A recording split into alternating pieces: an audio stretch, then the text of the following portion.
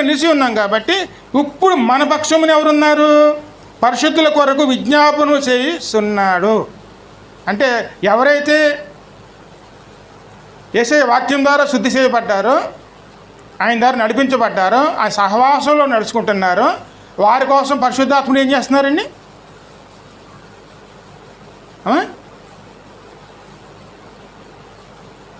ఇది ఎప్పుడు కూడా మందిరంలో జరుగుతుందండి.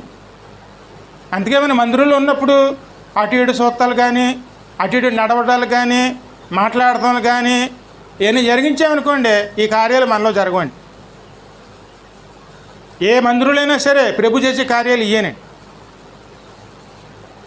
ఎందుకంటే హృదయ రహస్యాలు ఎరిగిన వారు ఆయనేనండి. ఆయన కార్యం మనలో జరగాలంటే మనలో ఉన్న వాక్యము, మనలో ఉన్న పరిశుద్ధాత్మ రెండూ పనిచేయాలండి.